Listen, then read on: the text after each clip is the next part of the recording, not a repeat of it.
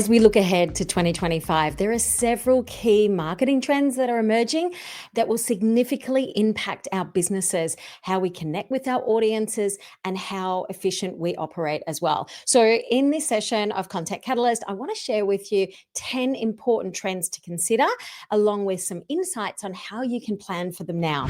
I'm Deb Szabo. Welcome to Content Catalyst. Hey, before we jump into this episode does include a little bit of AI conversation.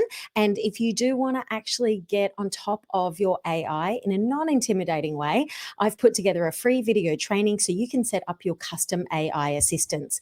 The details are in the show notes. All right, let's get into the episode. So, as we look ahead for 2025, let's look at what's happened over the last year. One of the biggest things is been ChatGPT. It's only been just over a year since it's been launched. I think it was October 2023. So it's been 14 months since we've had access to OpenAI. Now, with this has definitely changed how we do marketing. It has created so many shortcuts in our business. But one of the things that I do also consider is the frustration of the novice, all of us included, and I say the novice because this is brand new technology, and unless you've been working in Silicon Valley for the last however long, this is something that we've had to adopt into our workflow. So we had to learn how to prompt, and because one of the things with AI intelligence, it's only ever as good as what we program it to be. Now, it's definitely got so much better. Like the first version of ChatGPT to where we are now has come a long way, and they're just about to release a new update again. However, the thing about it is that our AI approach to writing prompts and asking for things, and I think about when I first started using it, I was using a lot for writing copy for like wine labels and blogs and collateral, and it sometimes gave us really good answers. But then what happened, it started to just sound like everything else. Unlock the potential, transform your, what I'm talking about, right? So what we had to do was get better and better at developing our prompts. Now, one of the things with AI is that it will continually to evolve and get better. So if we look at the last year, think about how have you used AI in your business? How have you used, and you're probably thinking just ChatGPT, but it's been so much more than that. Like if I think about video and editing, we've been able to incorporate so many AI elements into editing programs that saves us so much time in editing now. So it is definitely changing everything in the marketing landscape. So now realizing that of what the year was, what do we need to consider for 2025? Well, the number one thing that I want to share with you is an AI first approach in our business. We need to be looking at all of our systems, and we need to be looking at our team, and we need to be looking at how we can automate and streamline and customize what we're doing in our repetitive tasks. So the biggest thing that AI will give us, especially up your AI assistants, is the ability to create those repetitive tasks very, very quickly. And I'll give you an example. I'm here creating this video podcast with you right now. The time that it takes me to then record it, edit it, upload it to YouTube and podcast, create social media tiles, and then push it out to social media as well as my long form platforms and write blogs with it and everything else is just in hours now, where it used to take days. So this is where we need to be thinking about how can you incorporate it into your marketing strategies to be able to shortcut times. Like I have AI assistants now for my launch campaign planner, for my video podcast producer, for my analytics, for my ad manager. Like there are so many things that I use it day to day now in marketing. So think about that. Start experimenting with AI tools. Look at it for content creation and data analysis. Data analysis is going to be gold for your business because we can get so much more intelligent information, which enables us to personalize at scale. So if you are not using AI, invest into some training for you and your team now to look at how you can leverage AI applications in marketing. Okay, so number 2 is voice marketing. So voice marketing is going to be a really big thing. So with our phones, so we've gone through the Google age, and it became a saying, just Google it. Well, now we're not good to Google it. Now we pick up our phone and we talk into the app and we go, hey, can you give me a winery and a restaurant to go to while I'm in the Valley this weekend? And it will give you that information and make recommendations. Now, the thing is that we as marketers need to be tailoring how these AI search engines are finding that data. So I've done a deep dive into this recently because voice activated searching will be a massive, massive thing. So I want you to really consider how you do that. I created Content Catalyst Blueprint so you could really dial in that information for your business about your customer and audience and keywords and things like that. And I was talking to someone the other day about this, and they said, yeah, I know all of my audience and things. And I'm like, you might know it, but you haven't trained the AI to know it. And that's why I created Blueprint, was because everything in the Blueprint is tailored so you can grab those AI prompts that I've given you and program your AI, model so you can get found when people are using voice activated devices. So have a think about beginning to optimize your content for voice search and explore creating like voice activated ads as well.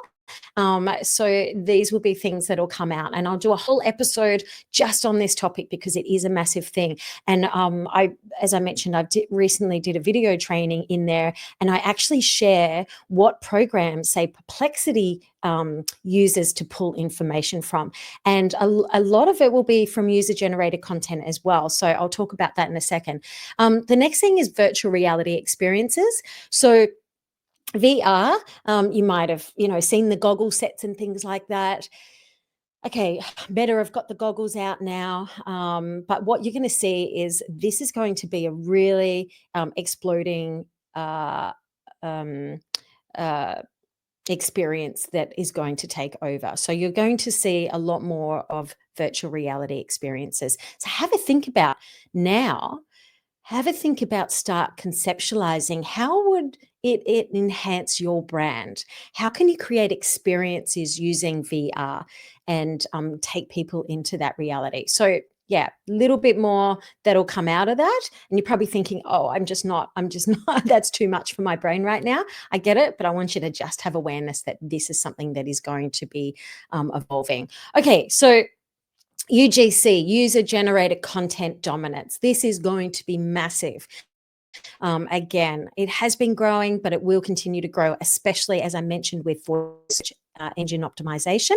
So this is where, for example, tourism industry. If you are a winery in the Hunter Valley and you are wanting people to come to your winery, people are literally picking up their phone and they're speaking into it and they're going, can you make me a three-day itinerary to the Hunter Valley? I want to stay somewhere central. I want to go out for dinner to a nice fancy restaurant. And then I want 3 wineries that have got some nice, unique boutique wines. Okay. So, and I'm going to say Perplexity here. Perplexity AI is, think of it like a cross between ChatGPT and Google. It has superior search engine capabilities, and it uses about 5 different AI models as well, such as ChatGPT and Claude and things. So that is why it's a big favorite of mine. Okay, so I can speak into the phone and I can ask it to give me an itinerary. Perplexity will pull this data not from Google. It's going to be looking at things like TripAdvisor. It's looking for those reviews. It's going to go to things like Yelp. Now you're thinking, what's Yelp? Well, Yelp is it is really big in America, but it's what it. I used to use it when I was staying down in Sydney a lot for restaurants, and again, user-generated content. People would rate the restaurant, so would I go there? What should I order? And rate it the star rating. So same with like TripAdvisor. So if you work in any kind of hospitality or tourism platforms like Reddit and TripAdvisor, there's a whole list of them, and I list that in my video training that you need to start leveraging now if you're not already. So have a think about how can you encourage and incentivize user-generated content and high-quality content as well. So when I say that, it's like, yes, it's one thing to have a written, I went here and it's blah, blah, blah. But if you can get images and videos and get them to post it, it is really, really powerful. My friend who's got a cosmetic business, I've been working with her, and one of the things that we worked with her brand is that she was focusing on retail. Now it's most of it's all e-commerce now, but we leveraged UGC content to catapult her and as a launch for her business, and this is where that became the catalyst for the impact of her business growth now was through user-generated content and video testimonials. So we did a whole campaign on that. So think about how can you create campaigns around turning your customers into brand ambassadors. Okay, number 5, social media channels. How will they evolve? Well, again, they will continue to evolve with as far as integrating e-commerce as well as entertainment news. So have a think about your holistic approach for social media strategy. How are you repurposing content and how are you being specific to that customer, like how are you customizing the information for that specific platform? For example, at the moment, for me, I am doubling down on YouTube content because those AI search engines are pulling long form content, and their first place is literally YouTube. So because it has the opportunity for the AI search engines to scrape a lot more data to provide the answers to your questions. So that is why for me, YouTube is a massive strategy for 2025. Okay, so number 6, personalization. This will be a really big thing when it comes to when we are leveraging AI, and you can see that this, even though we're talking about marketing trends for 2025, it's all about AI. Literally, this is all about content marketing and AI because that is where we are going. Okay, so next one, as I mentioned, personalization. What does that mean? Well, it means that as marketers, we can get so much more information than we've ever been able to get about our business, about trends, and about our competitors. So when we are looking at auditing all that data, we want to have systems in place to analyze it and then utilize it. So have a think about what tools can you leverage to do that. I have, again, Perplexity AI is superior because the search engines, the AI models that it uses for data analysis. And if you can, put your customer information in there, if you can put your analytics, your statistics in there, it'll be able to give you so much more information to be able to personalize your strategies with targeting your audience for the future. So personalization will be a massive thing. Personalization is more about getting to know your customer and, again, profiling that customer. If I go back to the blueprint, you might know that your audience is women 40 to 50, but have you really profiled that person? Because when you do, it's like putting virtual reality goggles on of looking at things through their eyes and what are they experiencing. So that is how we can then deliver better experiences for our customers. Okay, number 7. This comes back down to search engines, that diversification in search engine optimization. So this will be a massive thing as far as how we search, and we want to make sure that because they're all AI driven, you're going to see a massive. At the moment, you've got people like Mark Zuckerberg, who has invested so much money into Llama. And if you watch his latest video, he's all in on on being dominant in AI. So things like ChatGPT, they've had to wind down ChatGPT 3 because it had a mind of its own. They're about to launch 4, 5. It's all coming, and this technology is just getting more and more sophisticated. Don't be scared by it, embrace it. And yes, it can be overwhelming. And yes, it does go rogue. And yes, it does, somebody about privacy data. I think the moment we pick up our smartphones, that's it. It's all gone now. So what can you do to protect it? For sure. But what you will see is with traditional search engines like Google, they're having to evolve really, really, really quickly. I've been following Google's journey at the moment of what they're releasing, and they are working really hard to be behind the scenes to get so many things up and running to tackle what is the other big tech giants. So plan and expand your SEO strategies is my recommendations, because you need to be optimizing for these AI programs. All right, short form video and live streaming. I'm going to say that short form video will just continue to evolve. So if you're not using short form video in your social media, then you definitely need to. I'm just running a campaign at the moment with some ads, and my short form video has doubled the reach and impact of a static post. So have a think about, do you have a short form video strategy? And live streaming. I worked with a business a few years ago, and we turned a business around using live streaming.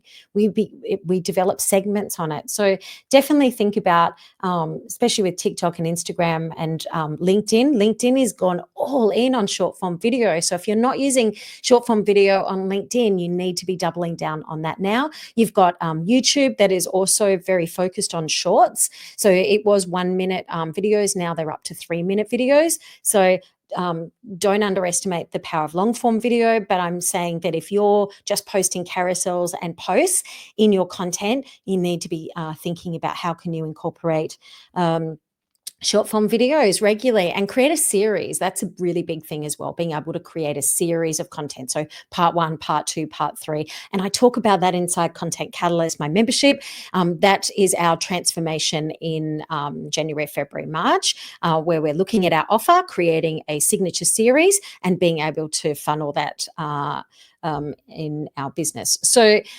number 9, nano and micro influencer partnerships. This is going to be a big one.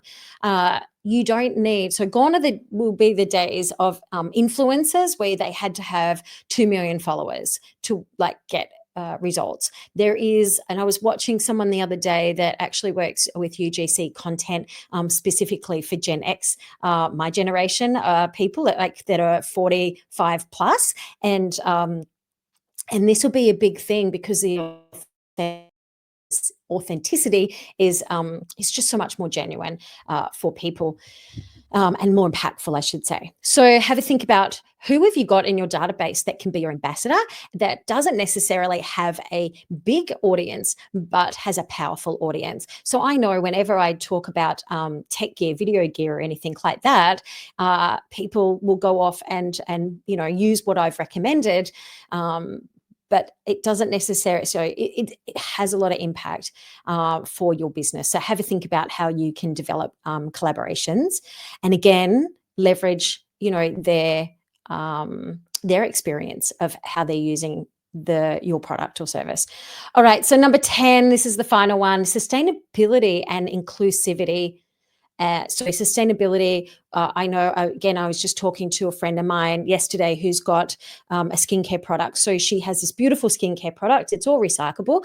But one of the things that she's actually created is a refillable pouch. So you can refill your skincare into the pouch. The ironic thing is that even though it's better for the environment, it actually costs her the same amount of money for that refillable pouch. So hopefully we're going to get a lot more cost effective with that as well. But sustainability, I know in the wine industry, it's a massive thing, and tourism as well. So sustainability, when we're looking at our business, how can you consider, how you do it? And inclusivity. I know that shout out to Disinfluencer Simone. She's doing some incredible work with people in the disability space of getting and corporate brands for them to be able to include those people into their marketing as well. So this is where you need to be thinking about how can you also include that into your brand as well. So planning, this is the thing. If you haven't planned your 2025, you need to be thinking about this now. Don't wait until January. I know it's really tempting to get to the, this last week of, December before we all shut down. But I really, really encourage you to think about having plans in place for 2025 now and start mapping that out.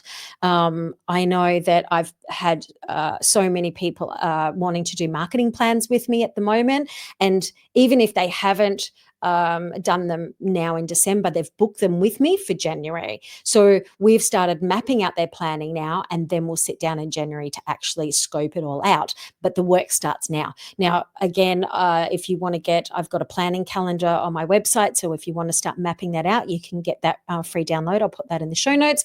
But otherwise, if you want to get up to date with AI, I've got a free video training that you can watch right now and just understand how you can leverage AI assistance in your business, how to create custom AI prompts, and how to leverage voice search engine optimization as well. So go and check that out. Again, I'll put those details in the show notes. That's all from me today. Hope you have a great Christmas and holiday period, and I'll see you in the next episode. I'm Deb Szabo.